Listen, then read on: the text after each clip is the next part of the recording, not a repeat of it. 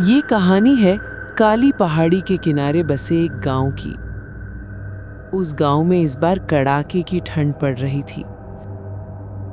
इस बार ठंड इतनी भयानक थी कि रात होते ही लोग अपने अपने घरों में दुबक जाते थे। असली समस्या ये थी कि रातों रात लोग गायब होने लगे थे। अफवाहें थी कि एक चुड़ैल जो भेस बदल कर आती है, लोगों को बाहर बुलाकर मार देती है। उस गांव में जैसे ही शाम होती थी, अरे भाइयों, शाम होने वाली है, सब लोग अपने अपने घरों में चले जाओ। हाँ भाई रामू, तुम बिल्कुल सही कह रहे हो। अब उस चुड़ैल का आने का समय हो गया है। वो डायन कभी भी आ सकती है और सुना है कि अपना भेष बदलकर लोगों से मदद मांगती है। हाँ भाई रामू, तुम बिल्कुल सही कह रहे हो। अब उस चुड़ैल का आने का समय हो गया है। वो डायन कभी भी आ सकती है और सुना है कि अपना भेष बदलकर लोगों से मदद मांगती है। इसी ही गांव में मोहन नाम का लड़का अपने बूढ़ी दादी माँ के साथ रहता था। मोहन बहुत होशियार और चतुर था। वो हमेशा अपने बुद्धि का इस्तेमाल करता था। बेटा मोहन, ये ठंड सिर्फ मौसम की नहीं है, ये 3 सिर वाली चुड़ैल की ठंड है। रात को जब भी तुम्हें कोई पुकारे, दरवाजा मत खोलना, नहीं तो वो चुड़ैल तुम्हारी जान ले लेगी। कौन सी चुड़ैल दादी? और वो हमें मारना क्यों चाहती है? बेटा, वो काली पहाड़ी के पीछे रहने वाली डायन है। वो चुड़ैल जब ठंड का मौसम आता है तब वो अपना भेष बदल कर आती है और रात में लोगों से मदद मांगती है। जो भी घर से बाहर निकलता है वो चुड़ैल उसे मार डालती है। इसलिए बेटा, तुम्हें रात में कोई भी पुकारे तो दरवाजा नहीं खोलना। ठीक है दादी माँ, आप जैसा कहो मैं वैसा ही करूँगा।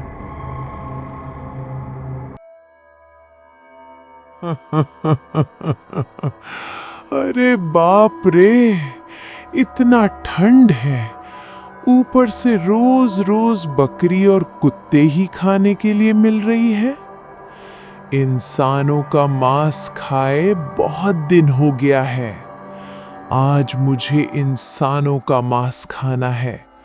बस कोई मोटा तंदुरुस्त आदमी मिल जाए, खाने में मजा आ जाएगा। ये कहकर चुड़ैल गांव की तरफ निकल पड़ती है, लेकिन गांव में उसे कोई भी दिखाई नहीं देता है। फिर अरे, कहाँ मर गए गांव वाले सब के सब? कोई बाहर नहीं दिख रहा है। लगता है मुझे आज भी भूखा रहना पड़ेगा। नहीं, ऐसा नहीं हो सकता। मुझे कुछ जुगाड़ लगाना होगा, नहीं तो इस ठंड में मैं भूखा मर जाऊंगी। फिर चुड़ैल गांव की एक सुंदर महिला का रूप धारण कर लेती है और गांव के अंदर जाकर एक घर में आवाज लगाती है। अजी, सुनते हो? मैं शारदा हूँ, दरवाजा खोलो, मुझे ठंड लग रही है, जल्दी आओ। रामू सो रहा था। पत्नी की आवाज सुनकर वो उठकर बैठ गया और बोला, अरे, ये तो शारदा की आवाज है। ये तो मायके गई थी और कल आने वाली थी, लेकिन इतनी रात को आ गई। क्या बात है? अजी, अंदर किससे बात कर रहे हो? जल्दी से बाहर आओ, मुझे बहुत तेज ठंड लग रही है। अरे भाग्यवान, रुको, मैं आ रहा हूँ। रामू अब पूरी तरह उस चुड़ैल की बातों में फंस चुका था। वो बाहर जाकर शारदा से बोलता है, अरे शारदा, तुम तो कल आने वाली थी, लेकिन इतनी रात को आ गई। क्या बात है? सब ठीक तो है ना? और मेरी बेटी गुड़िया कहाँ है? कहीं दिखाई नहीं दे रही है। अजी, कुछ ठीक नहीं है, सब गड़बड़ हो गया है। गुड़िया को बहुत तेज बुखार है, जल्दी चलिए। ये बात सुनते ही रामू शारदा के पीछे चल पड़ता है। कुछ दूर चलने के बाद रामू शारदा से बोलता है, अरे शारदा, तुम किस रास्ते से जा रही हो? ये रास्ता तो तुम्हारे मायके यहाँ नहीं जाता है। अजीब बकवास मत करो, आप सिर्फ मेरे पीछे पीछे आओ। शारदा की ऐसी बातें सुनकर रामू को कुछ संदेह हुआ, लेकिन अपनी बेटी गुड़िया के लिए रामू शारदा के पीछे चलता गया।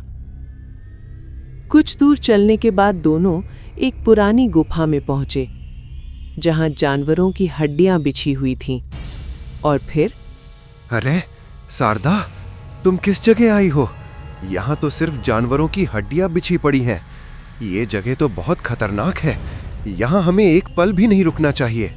और गुड़िया कहाँ है? तभी चुड़ैल अपने असली रूप में आ जाती है और बोलती है, अरे रामू, मैं कोई शारदा वारदा नहीं हूँ, मैं तो 3 सिर वाली चुड़ैल हूँ। मैंने कई दिनों से इंसानों का मांस नहीं खाया था, इसीलिए मैंने ये तरकीब अपनाई। आज तुझे खाकर अपनी सारी भूख मिटाऊंगी। चुड़ैल, तूने मेरे साथ धोखा किया है, मैं तुझे जिंदा नहीं छोड़ूंगा। रामू जैसे ही चुड़ैल को मारने के लिए आगे बढ़ता है, चुड़ैल एक ही झटके में रामू का सर धड़ से अलग कर देती है और फिर चुड़ैल रामू को खाने लगती है। अरे वाह, आज तो इस इंसान को खाकर मजा आ गया। कल किसी और तंदुरुस्त आदमी का शिकार करूंगी।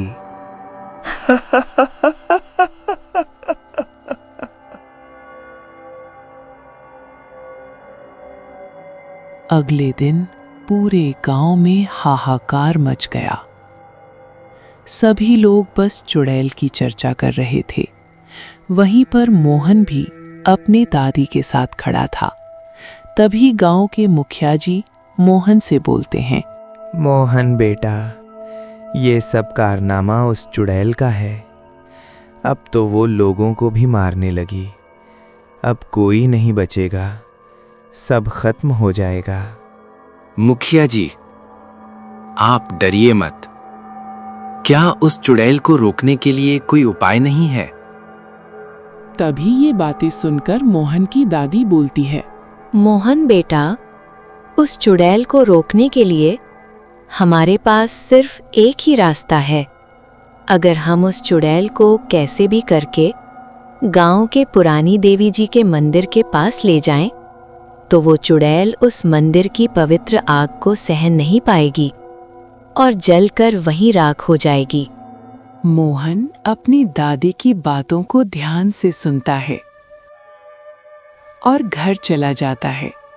शाम होते ही उधर चुड़ैल, कल उस मोटे आदमी को खाकर तो मजा ही आ गया था। बस कोई आज भी मिल जाए तो और मजा आ जाएगा। फिर चुड़ैल मोहन की माँ का रूप धारण कर लेती है। लेकिन मोहन की माँ तो कई साल पहले ही गुजर चुकी थी। मोहन उधर अपने घर में बहुत परेशान था और तभी अचानक उसे बाहर से अपनी माँ की आवाज सुनाई दी। मोहन बेटा, दरवाजा खोल, तेरी माँ ठंड में बाहर फंसी है। मुझे ठंड लग रही है बेटा। ये आवाज सुनकर मोहन और उसके दादी का दिल दहल गया। उसकी माँ तो कई साल पहले गुजर चुकी थी। वे दोनों जानते थे कि ये सब उस चुड़ैल की चाल है। उन्होंने दरवाजा नहीं खोला। आवाज कुछ देर में शांत हो गई। कुछ देर बाद उन्हें फिर से दरवाजे पर दस्तक सुनाई दी। इस बार आवाज किसी छोटे बच्चे की थी। चाचा मोहन, मुझे बचा लो। मुझे बहुत तेज ठंड लग रही है, मैं बाहर मर जाऊंगा। मोहन ने फिर हिम्मत की और दरवाजा नहीं खोला। आवाज फिर कुछ देर बाद शांत हो गई, लेकिन मोहन जानता था कि चुड़ैल अभी भी उनकी अगली कमजोरी का इंतजार कर रही है। तभी मोहन को एक बात सूझी। उसने जानबूझकर अपनी आवाज तेज की और दादी से बोला, दादी, अब डरना कैसा? मैं तो कहता हूँ कि ये चुड़ैल कितनी बेवकूफ है। क्या तूने मुझे बेवकूफ कहा? मैं तुझे जिंदा चबा जाऊंगी। दादी, असलियत ये है कि इस गांव के सारे लोग सिर्फ उस मंदिर के आग की वजह से जिंदा हैं। उस आग की छोटी सी लोही गांव की अंतिम पवित्र गर्मी है। अगर वो चुड़ैल चाहे तो जाकर 1 सेकंड में उस आग को बुझा सकती है, पर वो इतनी मूर्ख है कि उसे ये बात पता ही नहीं है। ये बातें सुनते ही चुड़ैल आग बबूला और क्रोध में चूर हो गई और बोली, अच्छा तो ये बात है। अब मैं उस आग को तुरंत ही बुझा दूंगी और सबसे पहले तुझे ही मारूंगी, क्योंकि बेवकूफ मैं नहीं, तू है जो तूने मुझे सारी बातें बता दी। ये कहकर चुड़ैल ने तुरंत मोहन की झोपड़ी को छोड़कर तेजी से मंदिर की ओर रुख किया। उसका एकमात्र लक्ष्य था आग बुझाकर अपनी शक्ति और अहंकार को साबित करना। जैसे ही चुड़ैल मंदिर के पास पहुंची, आग एकदम शांत चल रहा था। उसने आग को देखा और बोली, ये आग है। इस छोटे से आग को तो मैं अपने फूंक से ही बुझा दूंगी। चुड़ैल ने हंसते हुए फूंक मारा, लेकिन आग वैसे की वैसे ही जलती रही। आग के ऊपर कुछ भी प्रभाव नहीं पड़ा। अरे, ये क्या हुआ? इस आग के ऊपर तो कुछ असर ही नहीं पड़ा। अब चाहे जो हो जाए, इस आग को बुझाकर ही रहूंगी। चुड़ैल गुस्से से लाल हो चुकी थी। उसने आग बुझाने के लिए कदम बढ़ाया।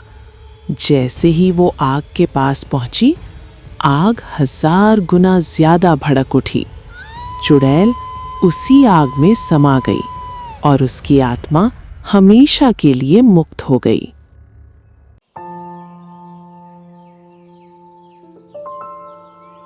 इस तरह मोहन की सूझबूझ से वो गांव उस चुड़ैल से हमेशा के लिए मुक्त हो गया और लोग अब मजे से रहने लगे।